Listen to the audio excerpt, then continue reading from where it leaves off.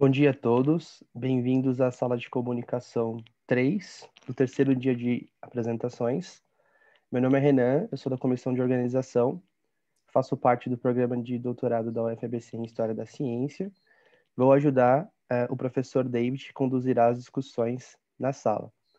Agradeço ao professor David pela presença e tenho certeza que seus comentários enriquecerão e muito o debate. Muito obrigado, professor. Eu que agradeço, Renan. É, quero agradecer pelo convite, né? Eu tenho um prazer enorme de estar aqui. Eu tenho 28 anos, é, sou um homem de pele morena, tenho cabelo curto, preto, estou usando aqui uma blusa preta e marrom, e atrás de mim tem uma parede branca, que eu estou aqui na sala do apartamento onde eu moro. Então, eu espero que seja um dia de, de muita é, de muita alegria, assim, muito aprendizado em conjunto aí, e bastante troca de ideias. É, tenho um prazer de estar aqui e eu espero ajudar aí para que isso se efetive de fato. Então, boa manhã para todo mundo e boas apresentações. Passo a Obrigado. palavra para o Renan. Muito obrigado, professor. Aqui são as primeiras apresentações, serão 4 rodadas. Todas as apresentações serão sucedidas por debates de 15 minutos, conduzidos pelo professor David. Aviso também que essa sessão está sendo gravada. Bom, vou compartilhar com vocês os vídeos. Um segundo.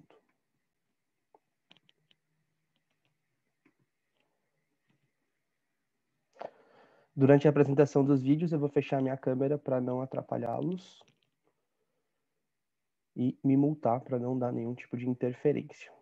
Boa sessão.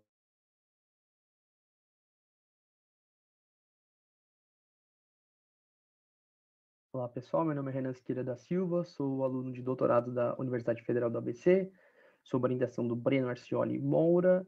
O trabalho que eu vou apresentar para vocês é um recorte da minha pesquisa, que tem como título o Cinema de Ficção Científica Brasileira como Fonte Histórica da Ciência, uma análise do filme O Quinto Poder, de 62. Bom, tem sido cada vez mais crescente, sobretudo nas últimas décadas, o número de publicações de trabalhos que versam sobre a história da ciência no Brasil. Esses trabalhos apresentam diferentes contribuições e possuem como elemento comum o fato de utilizarem como fontes históricas documentos oficiais e entrevistas. A gente reconhece a importância do tema e acredita que podemos contribuir com os debates correntes de duas formas distintas. A primeira seria revisitando as obras já consultadas e a segunda seria trabalhando com novas fontes. Nós nos enquadramos na segunda categoria e propomos a utilização de filmes como fontes históricas. Nossa pesquisa abarca o recorte temporal que engloba o período desenvolvimentista, iniciado em meados da década de 30 e finalizado com o golpe de 64, e o regime militar em si. A gente vai utilizar como fonte de dados a base digital da Cinemateca, que é o maior arquivo fílmico da América do Sul. Vale ressaltar que a situação atual da Cinemateca não é nada boa, em função de um distrato em 2019 entre o governo federal e a Arcep, que era quem geria a operação da Cinemateca. O resultado é que atualmente faltam profissionais especializados e condições adequadas para conservar o acervo lá presente. Desse modo, todo esse patrimônio histórico encontra-se em perigo, o que torna ainda mais urgente a tarefa de explorá-lo. Desse modo, a proposta da nossa pesquisa pode ser sintetizada da seguinte forma: compreender como a ciência e o conhecimento científico foi representado nas produções cinematográficas brasileiras de ficção científica produzidas entre as décadas de 30 e 80 do século XX, verificando em que medida essas obras repercutiram as características da ciência produzida em seus respectivos períodos de produção. Bom, para ilustrar a potencialidade desse acervo fílmico, a gente trouxe o filme O Quinto Poder, de 1962, dirigido pelo Alberto Pieralisi. O filme, de maneira geral, narra uma tentativa de uma nação estrangeira, não é revelada a nacionalidade dessa nação, que eles tentam dominar o Brasil por meio da propagação de mensagens subliminares emitidas por equipamentos eletrônicos. Aqui a gente tem algumas imagens do filme.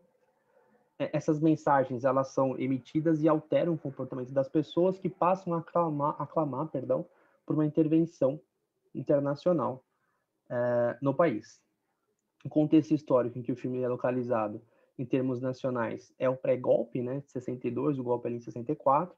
Em termos internacionais, ali estava acontecendo a Guerra Fria.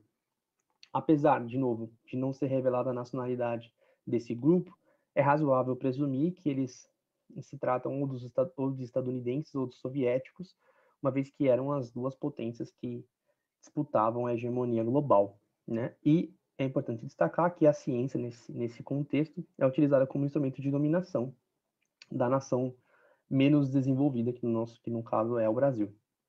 Pensando um pouco sobre os idealizadores da obra, a gente destaca o Carlos Pedregral, que é um dos roteiristas e o produtor do filme, um espanhol. A trajetória dele é bastante interessante e sempre vinculada com a questão da mensagem subliminar.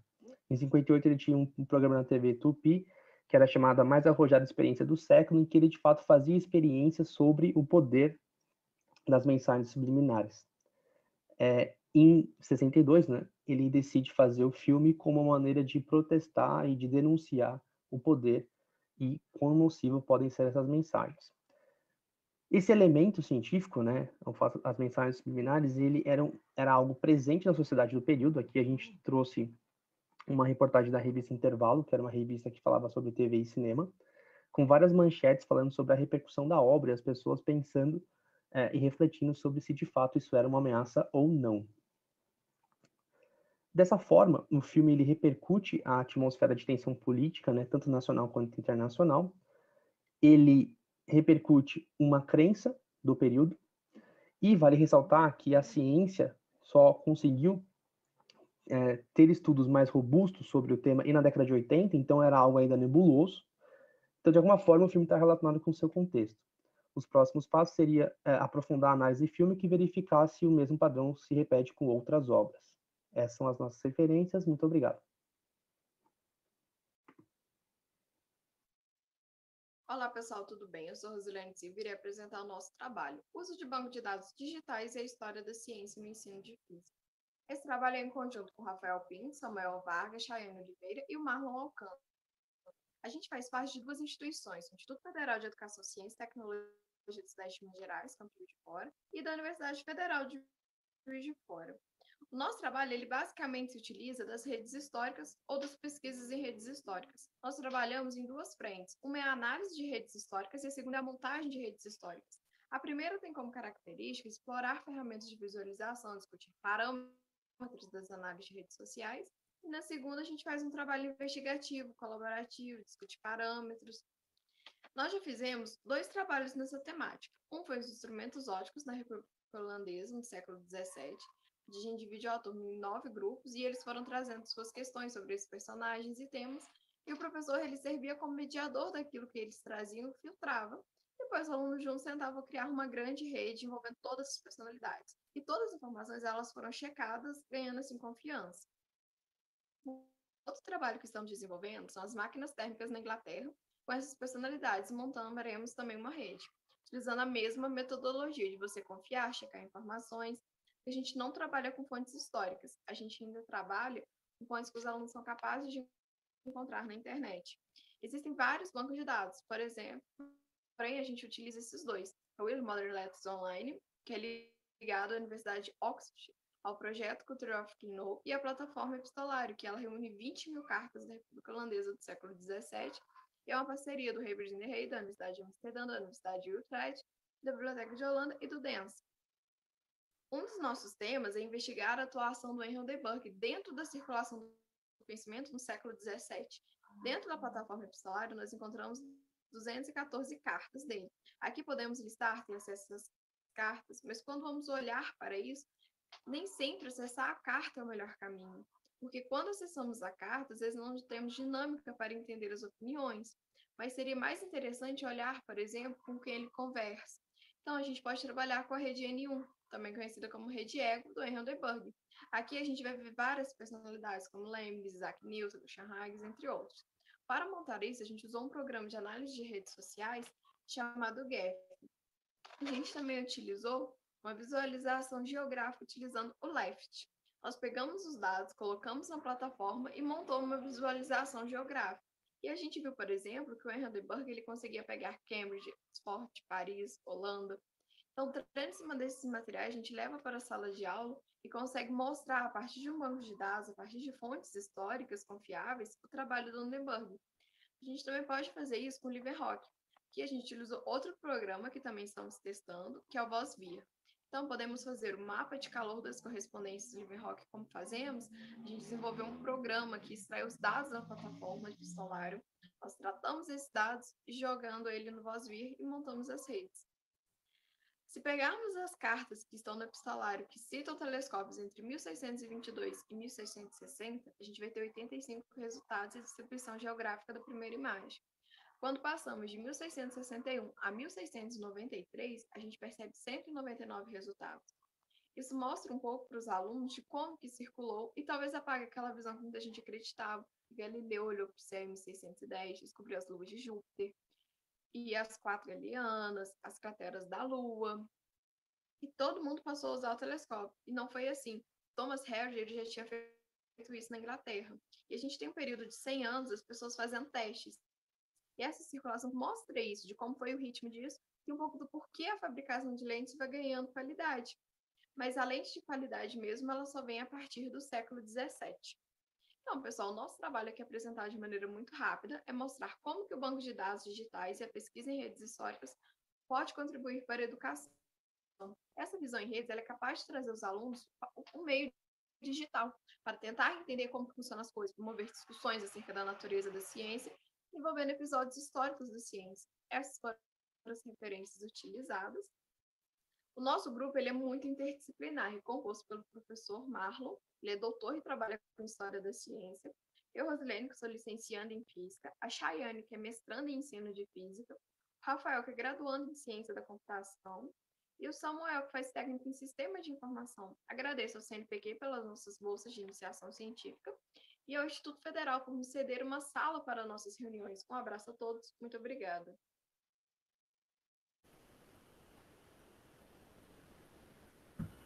Olá pessoal, tudo bem? Eu sou Lucas Albuquerque e venho por meio deste vídeo apresentar o trabalho intitulado Um curso de extensão sobre aspectos da história e filosofia da ciência em tempos de pandemia por Covid-19.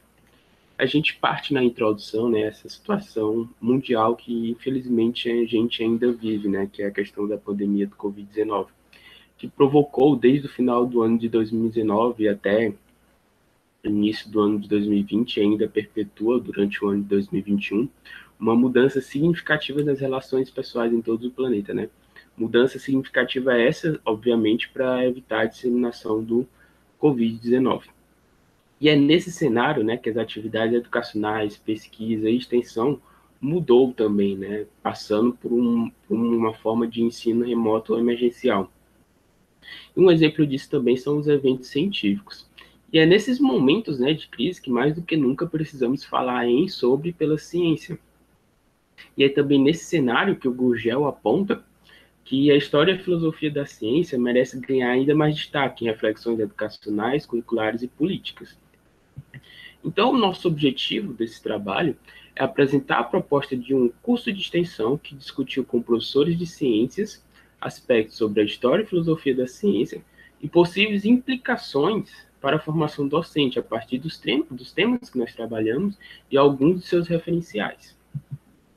O curso de extensão em si, pessoal, ele foi organizado e ofertado pelo Grupo de Estudos e Pesquisas em Educação, Ciência e Cultura da Universidade Federal do Piauí, qual eu faço parte também, e o curso de extensão foi viabilizado por meio de um projeto de extensão que foi intitulado Epistemologia da Ciência, História da Ciência e Didática da Ciência, articulações possíveis na sala de aula. E esse curso de extensão, assim como o projeto de extensão, ele foi institucionalizado por meio da Pró-Reitoria de Extensão e Cultura da UFP.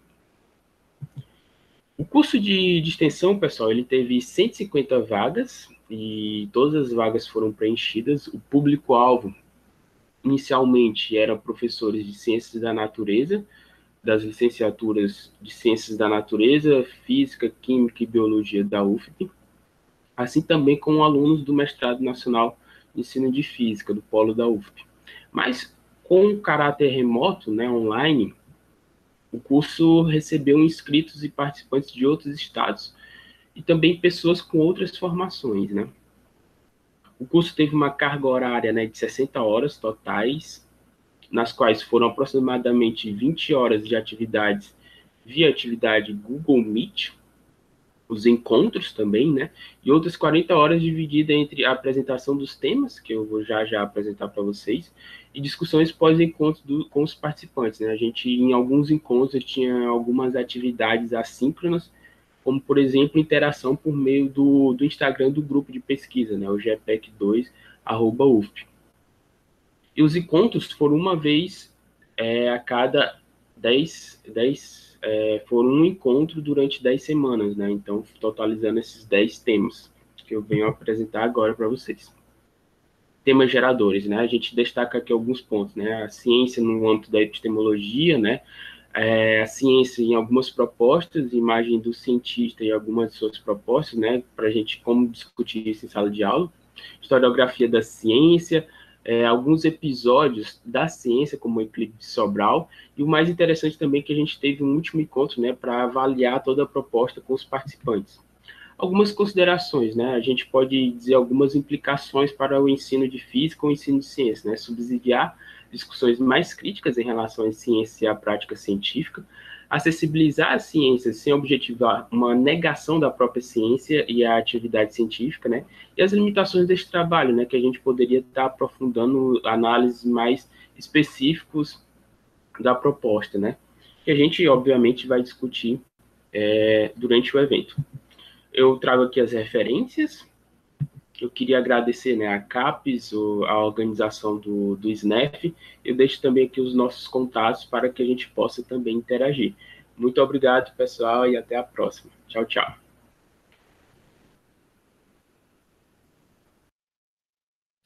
Olá, muito prazer, meu nome é David, eu sou estudante do programa de pós-graduação em Ensino de Ciência e Matemática da Unifesp Diadema e hoje eu vim aqui apresentar o trabalho A Relevância das Narrativas Históricas para o Ensino de Ciências no contexto da pós-modernidade.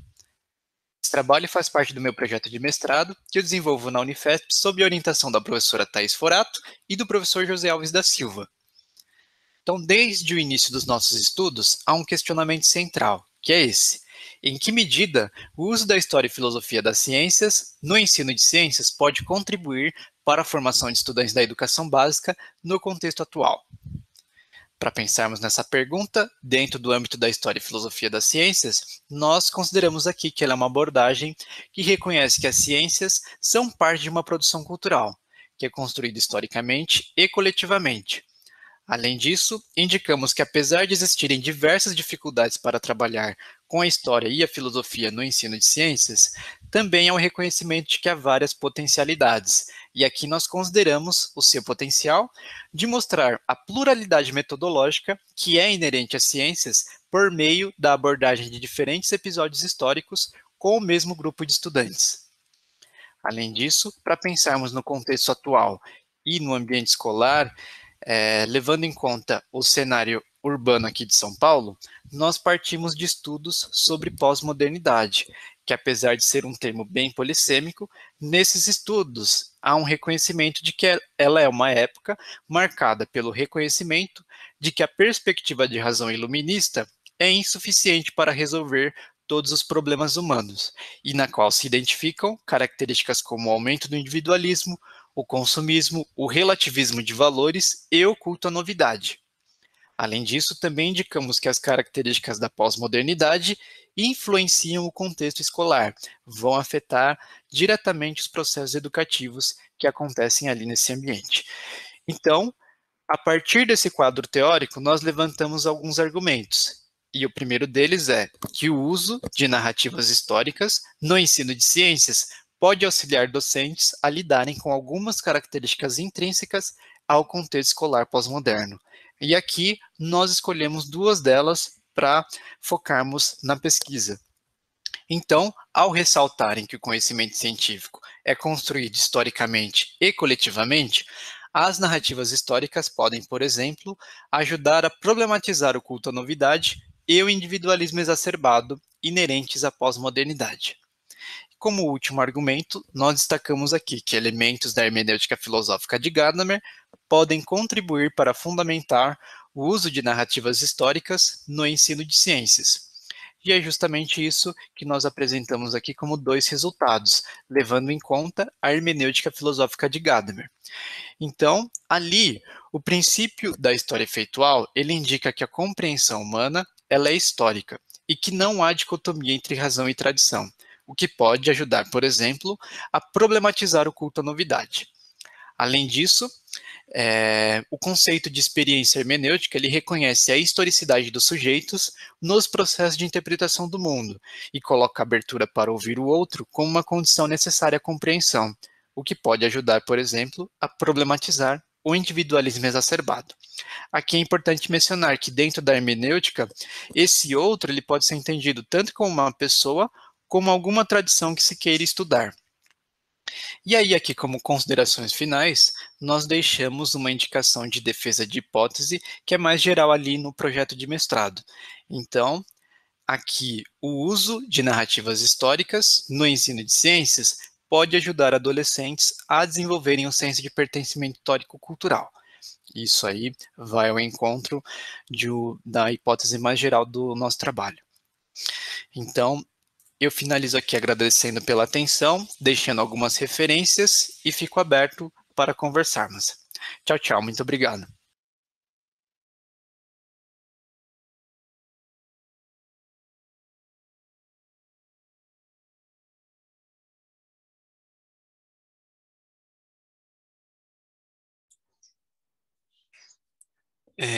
Então, gente, retomando aqui, né, agora acho que é o momento de conversarmos um pouco sobre as apresentações. E aí eu queria perguntar se a professora Thais, que fez a primeira pergunta para o trabalho do Renan e do professor Breno, se gostaria de falar pelo microfone, ou se quer que eu leia aqui a sua primeira pergunta. Tá. Então, aqui, a pergunta para o primeiro trabalho é: Renan, você poderia comentar sobre como o diretor espanhol avaliava os experimentos com mensagens subliminares? Bom dia, professora. Obrigado pela pergunta. Bom, não há nenhum documento em que ele afirmava que os experimentos, por exemplo, realizados pelo Jim Carrey em 57, com aqueles da Coca-Cola lá no cinema, né, fazendo mensagens sugestivas de que as pessoas comprariam esses produtos, ele não chegou a afirmar de que esse tipo de experimento específico funcionava. Mas ele acreditava que, de alguma forma, e é razoável afirmar isso porque era uma concepção presente no período como um todo, ele acreditava de alguma forma a mídia ela poderia influenciar a percepção social das pessoas.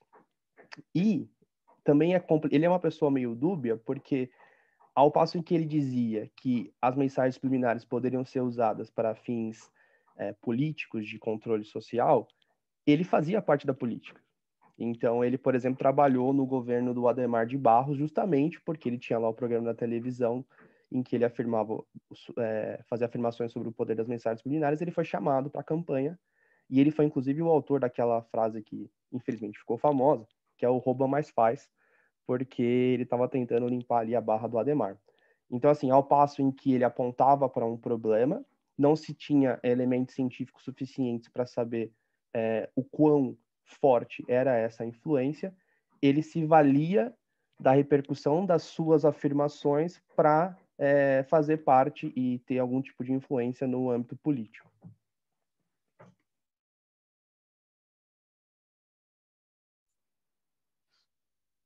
Obrigado, Renan. Professora também. Eu vou passar, então, agora, nesse momento, para uma pergunta que foi feita para o segundo trabalho, que também é da professora Thais, né? Então, essa vai para a Rosilene. Rosilene, vocês chegaram a avaliar se é possível identificar se alguma mulher apareceu ali na troca de cartas? Bom dia, pessoal. Vocês estão me ouvindo bem? Sim, perfeito. Obrigada. Obrigada, professora Thais, pela pergunta. Então, sim, como foi dito, a gente utiliza o Epistolarium como banco de dados. No epistolário é possível você acessar não só os autores das cartas, como também ter acesso às cartas propriamente ditas.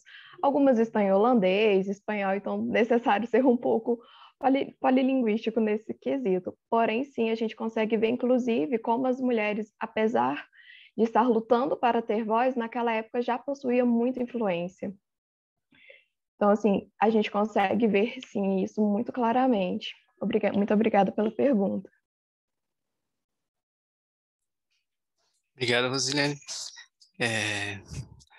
Bom, eu quero passar agora, né, para uma pergunta que foi feita no trabalho 3, e aí, como ela era complementar, né, a primeira que foi feita, que era da professora Thais, queria ver se a Nilva Salles, ela quer falar pelo áudio, ou se prefere que eu leia aqui, que é a pergunta...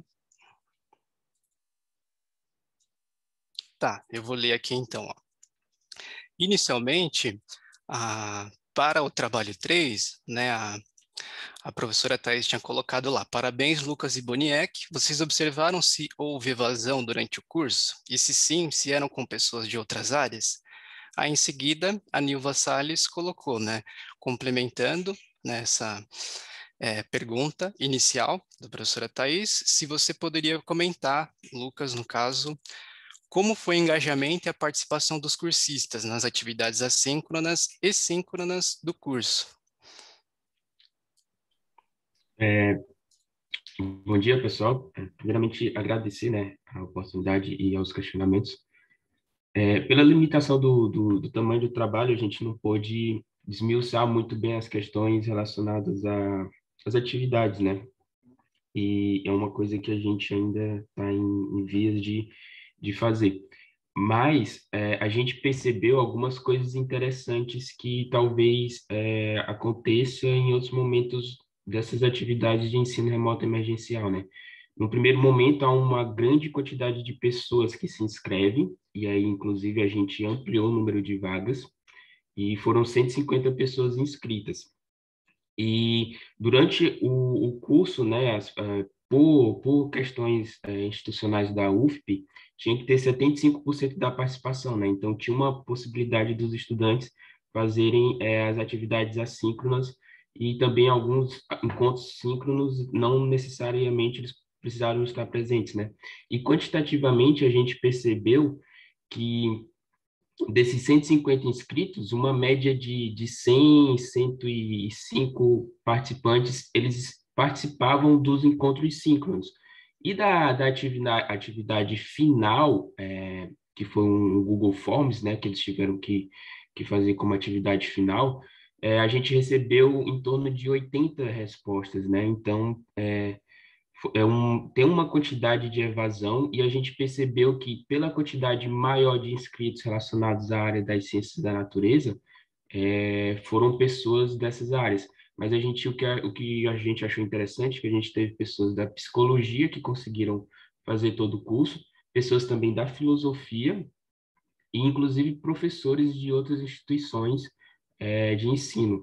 E sobre as atividades síncronas e assíncronas, a gente fez o uso dessas plataformas, talvez de um uso não tão consciente, né? A gente fez o uso do Google Meet, do YouTube, onde, inclusive, as aulas, né, estão disponibilizadas.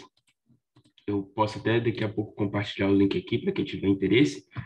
Talvez a gente não fez um uso tão consciente, mas a gente percebeu que a gente, por exemplo, fazia algumas atividades utilizando os stories do Insta, né, do Instagram, como aquela caixinha de perguntas e respostas, e teve um certo engajamento e uma certa participação.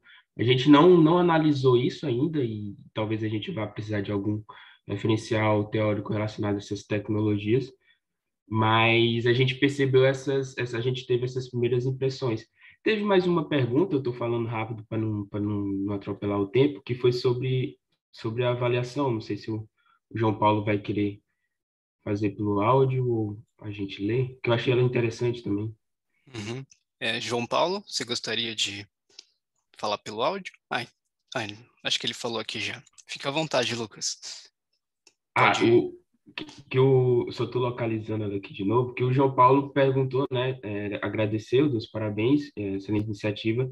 Ele comentou se ocorreu um momento, né, de avaliação do gosto pelos professores. No final de cada encontro síncrono, né, que eu falei que era um encontro durante 10 semanas, foram um total de 10 encontros, a gente tinha, eles poderiam interagir durante todo o encontro e a gente tinha um momento específico para tirar dúvidas, uma espécie de uma avaliação micro daquele encontro, né? E a gente teve o último encontro que foi dedicado a isso, né? Que veio muitos feedbacks assim em relação a para a gente avaliar a nossa própria prática, né? Inclusive veio temas para a gente discutir num segundo momento de um curso, né? Por exemplo, a gente não discutiu noções mais talvez explícitas de epistemologia da ciência, né? Com alguns outros referenciais específicos. E aí veio esses feedbacks, essas avaliações e que a gente está usando para refletir sobre a nossa própria prática, né? Então, foi bem interessante e eu agradeço novamente as colocações, as perguntas e muito obrigado. Obrigado, Lucas. Bom, duas perguntas foram feitas para o quarto trabalho, que eu sou um dos autores, então eu vou começar a primeira aqui, que foi feita pela Nilva, né? Você quer que eu leia, Nilva, ou você gostaria de falar pelo microfone?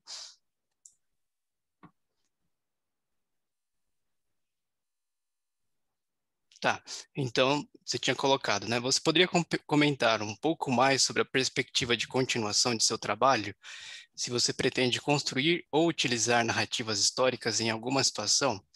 Então, justamente nesse momento, o nosso desafio está sendo construir uma narrativa histórica que seja aí voltada para a formação de professores de ciências, mas trazendo um pouco do tema astronomia cultural. E essa não era a nossa ideia inicial, mas ela surgiu após o exame de qualificação, onde eu mudei a ideia inicial, que era desenvolver uma narrativa para formação de professores, mas a partir de um episódio do Galileu e o estudo dele envolvendo a queda dos corpos.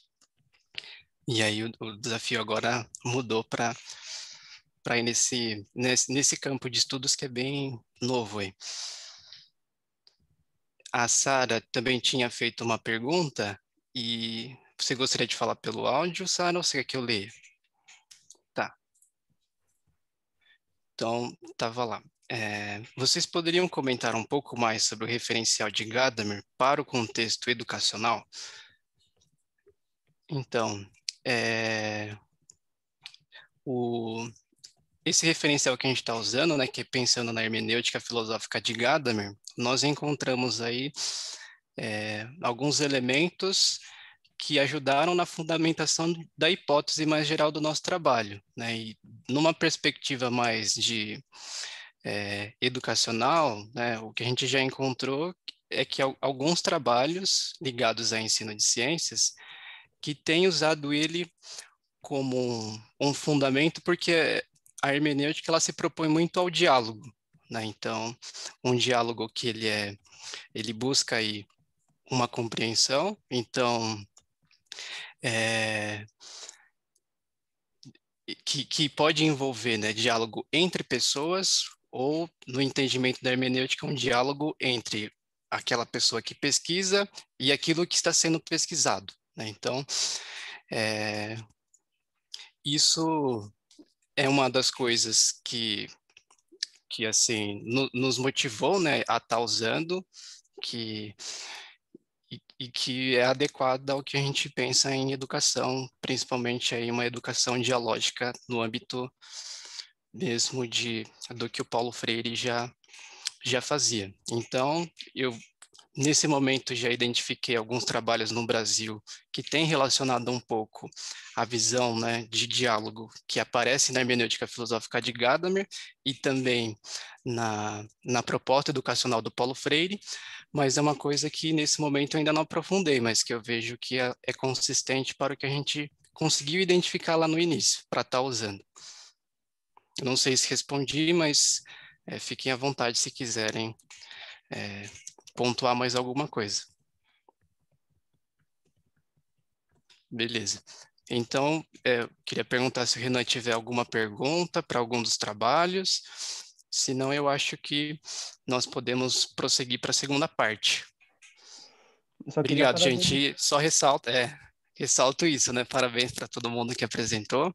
Gostei muito e para mim é um privilégio estar podendo aprender mais aqui. Exatamente, é isso que eu ia falar. Só queria É, agradecer, parabenizar a todos. Excelentes apresentações, gente.